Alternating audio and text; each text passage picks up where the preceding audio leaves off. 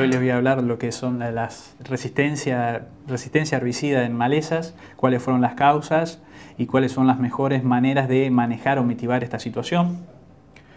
La idea es arrancar con un rápido repaso de cuáles son las malezas resistentes al glifosato puntualmente que tenemos hoy en día. Esto arranca con el sorgo de Alepo en el año 2005. Sigue por ahí el Quinocloa colona, hace unos 2 años apareció en el centro sur de Santa Fe. Anteriormente ya había aparecido en el sur de la provincia de Buenos Aires el raigrasa anual y perenne resistente al glifosato. También en lo que es a raigrasa apareció ya la resistencia múltiple, es decir, hay poblaciones que resisten la acción de glifosato y de una ALS como es el yodo sulfurón, una sulfonilurea puntualmente. Después Sino hirsutos en la provincia de Córdoba, resistente al glifosato.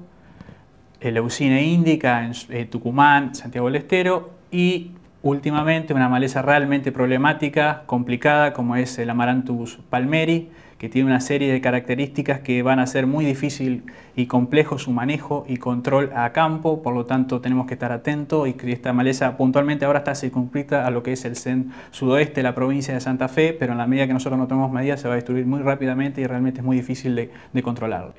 ¿Cuáles fueron las causas o circunstancias que nos llevaron a esta situación? Arranca ya por la década del 70 y 80.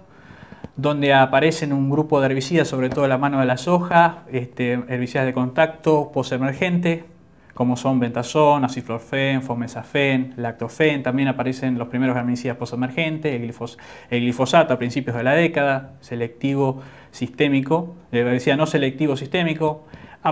Solamente había 2 herbicidas residuales, trifluorina, metribuzina. Había que hacer complejas mezclas entre estos herbicidas para lograr un espectro de control de malezas medianamente aceptable. No obstante ello, siempre había que hacer algún tipo de labor cultural porque alguna se escapaba.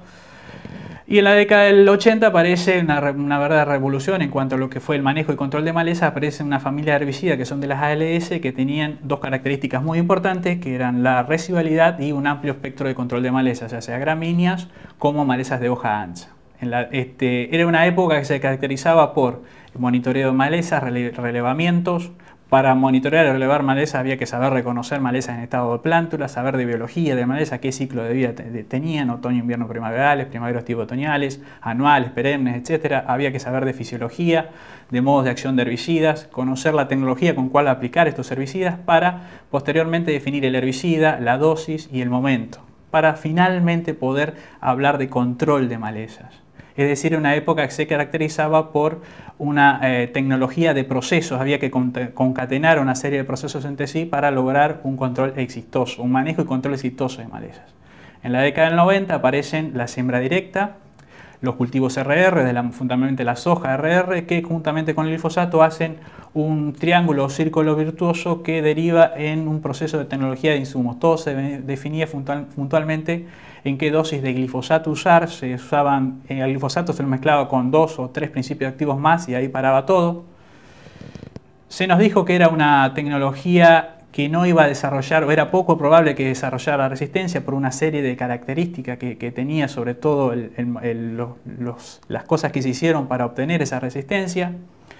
Pero nos olvidamos de un señor que nos dijo hace mucho tiempo atrás que no es el más fuerte el que sobrevive ni el más inteligente, sino que aquel que mejor se adapta a los cambios. Fue Charles Darwin.